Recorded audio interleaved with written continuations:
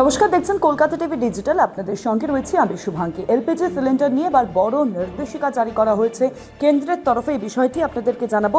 1 June থেকে বদলে যাচ্ছে নিয়ম। টান পড়বে কি এবার পকেটে, এই প্রশ্ন কিন্তু উঠছে। বিশ্ববাজারে অপরিশোধিত তেলের দাম চচ্চড়িয়ে বাড়ছে।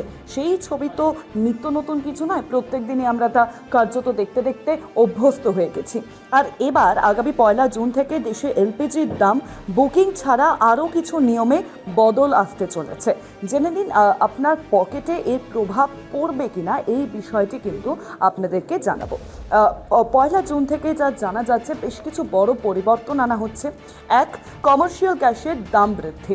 ইতিমধ্যেই কমার্শিয়াল বা বাণিজ্যিক গ্যাসের সিলিন্ডারের দাম রেকর্ড হারে বাড়িয়েছে সংস্থাগুলি। মেট্রো শহরগুলির মধ্যে সবচেয়ে বড় ধাক্কা এসেছে কলকাতায় এক ধাক্কায় কিন্তু 1147 টাকা দাম বেড়ে 19 কেজি সিলিন্ডারের মূল্য গিয়ে দাঁড়িয়েছে 3355 টাকাতে। চেন্নাইতে 1013 টাকা থেকে নতুন দাম যা দাঁড়িয়েছে তা হচ্ছে 3259.5 টাকা।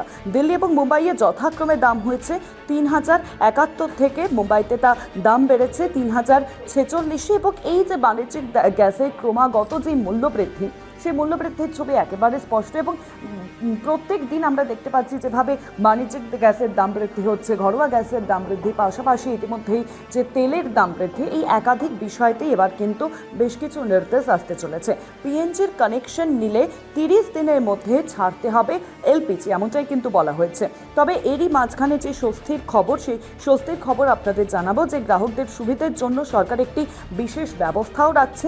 যদি কোনো গ্রাহক পরবর্তীতে আবার এলপিজি কানেকশনে ফিরে আসতে চান, তবে তিনি কানেকশন ট্রান্সফার ভাউচারের মাধ্যমে সহজেই কিন্তু পুনরুদ্ধার করতে পারবেন।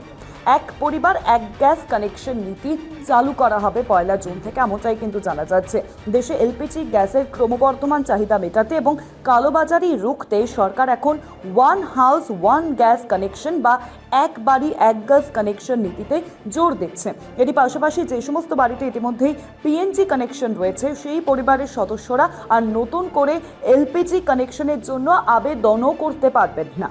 4, সিলিন্ডার বুকিংয়ে লক ইন পিরিয়ড কিন্তু বদল। গ্যাসের ঘাটতি সামাল দিতে দুটি রিফিলের মধ্যকার সময়ের ব্যবধান বা লক ইন পিরিয়ড সংশোধন করতে চলেছে তেল সংস্থাগুলি।